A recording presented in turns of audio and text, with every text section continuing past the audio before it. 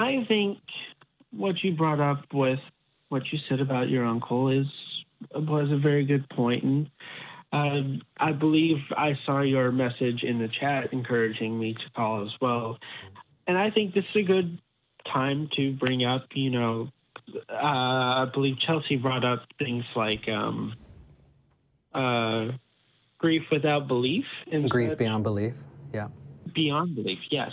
Like, I mean, I'm an atheist too, of course, and I've called in a couple of times about a couple of things. And I think that when you grieve without having a God, it is a little rougher, but what it is that you're not holding on to some hope, some fake belief that there's something there that gives you that holds your hopes way, way high, that maybe, just maybe, they're somewhere else and not in pain, and that you'll get to meet them again. And I think that that's way more damaging than with believing that they're just no longer in pain and that was the end of their life. It postpones grief. Yeah, it's hurtful to me to hear that he passed the way he did because people fed him such damaging things, such such bullshit. That causes such grief to not just you, but to many other people. This could have been prevented. Just like I believe it could have been prevented for one of my other friends, and she ended up dying of lung cancer. So I'm sorry to hear that. I'm so sorry, Skyler.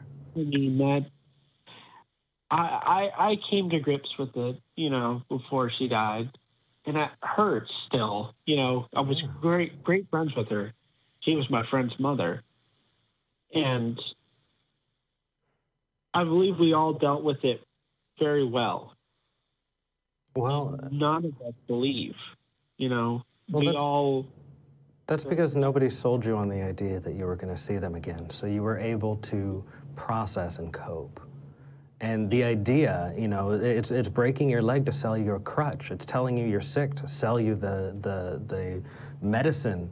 And what it's doing is it's manufacturing this horrendous idea that is crippling. It's crippling. I remember as a Christian, there were people who were just like, oh yeah, I'm totally gonna meet, my friend in heaven, and we're gonna hang out, and we're gonna have a good time.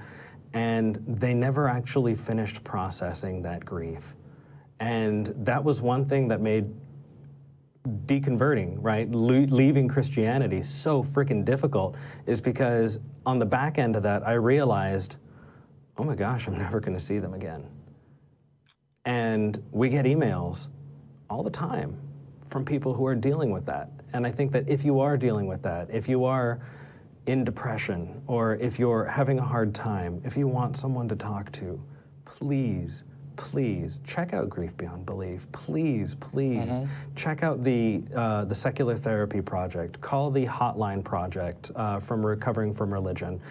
See a counselor, see a therapist, talk to somebody. It's okay to talk about it, and it's important that you do, because we're in this together, and every single one of us who has a personal relationship with someone is at some point going to deal with grief and loss, and that's okay. That's part of this human experience, because odds are, man, everybody's had someone close to them die, and so you get to actually embrace that with each other and be there for each other. It's important. Very. And getting to know that I get to be here with people that I love, right? And it makes it more manageable. It doesn't make it completely better, because you're still dealing with loss. But of course, it's going to be okay. Yeah. What I did was, when I knew she was terminal, I did what I could. I spent time with her. I hung out with my friends, and we always had great conversations, you know? And while it always did hurt, I never once cried about it because I accepted, you know, that's just kind of how life goes sometimes. I find myself crying when I think about and people who don't have that support system. I find myself crying when I think about how fucking angry it makes me that people can sell others on bullshit. You know, pseudo-spiritual crap that gets in the way, that stops actual medicine from being delivered to people who need it. And you don't just have homeopathy, right? This is an atheist show. And it's important that we talk about these things because there are religions, Jehovah's Witnesses that don't do blood transfusions, Christian Scientists who don't vaccinate their kids. You do have people who subjugate children to possible horrendous diseases. I mean, shit, look at polio, right? It's horrendous. And people are preventing their children from getting the measles, mumps, rubella vaccines? Right? Yeah. and it's this magical thinking that leads to other people. My uncle's not the last person who's gonna die because of this bullshit. Right? We're gonna see other people do it, and until we decide, hey, guess what? It's not just your fucking opinion. Right? Yeah. It's not just your opinion, it's about time that we stood up and said, you know what?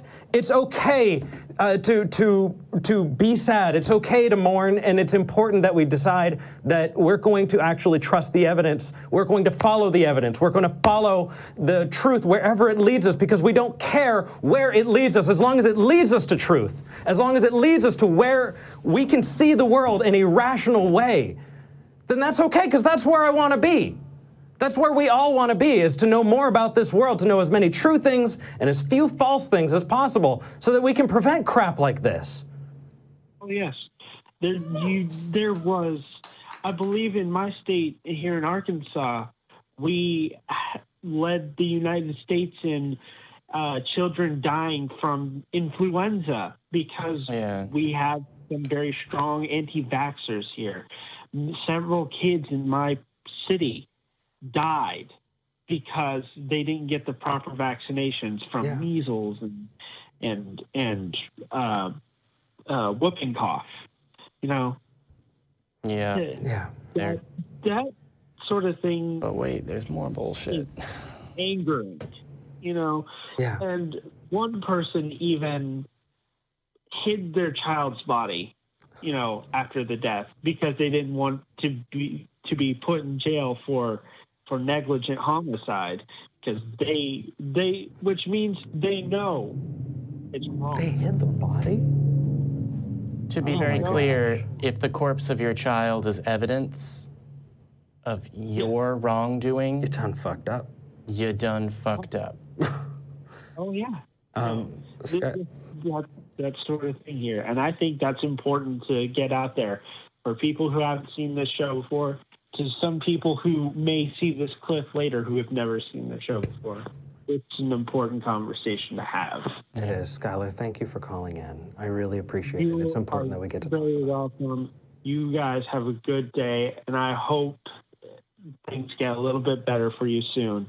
Miracles don't happen, and we know that better than anyone. That's why we have to work extra hard to make sure that we make this world better for each other. Take care, brother. You guys take care. Humans have problems, human hands solve them. That's how we do it.